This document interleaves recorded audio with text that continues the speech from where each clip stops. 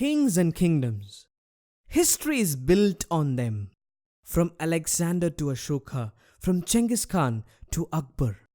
We are fascinated by the stories of their rise and fall, the battles they fought, the lands they conquered.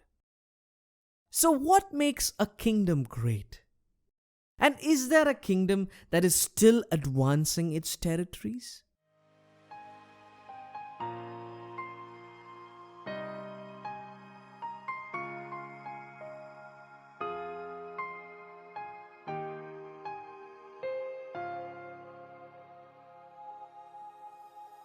In Jerusalem, the disciples of Jesus locked themselves inside a room for the fear of getting caught.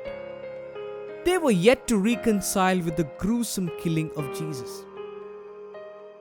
It was just a week ago when large crowds were cheering for him, hailing him as the coming king. They had hoped that he would finally overthrow the oppressive Roman kingdom and establish one of his own. Ironically, it was the same empire that crucified him a week later.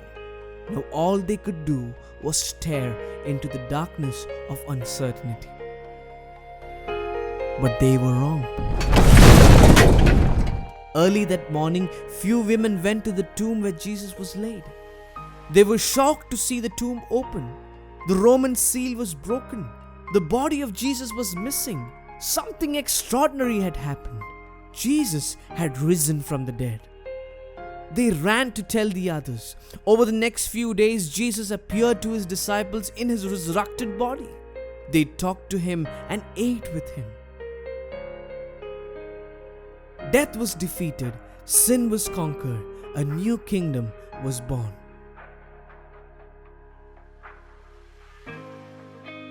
During his trial, Jesus had asserted that he was the Son of God. It seemed blasphemous for the religious leaders because he equated himself with God. But it was not unusual those days to claim to be the Son of God. Many ancient rulers took on this title to represent divine authority.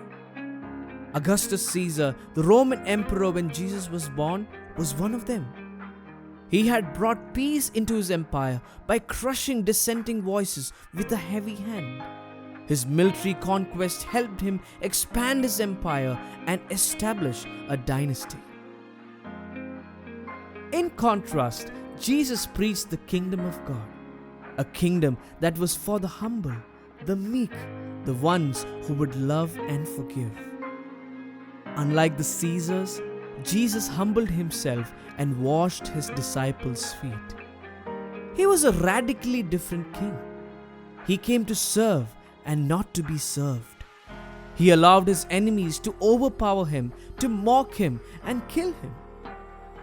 The Roman Empire vanished after a few centuries, but Jesus' kingdom continues to change lives even today. The reality of resurrection changed the life of the disciples. They became courageous and all their uncertainties vanished.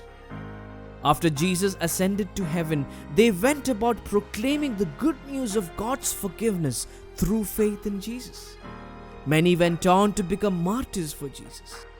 Fear of death could no longer paralyze them. That is the hope of Easter, a hope beyond death. Because Jesus lives, we can also live forever. God is inviting us to be rescued from the kingdom of darkness and fear and be transferred into the kingdom of His dear Son, Jesus. Unlike the unstable political systems of today, this is a kingdom that will last forever. An unshakable kingdom, an unchanging king.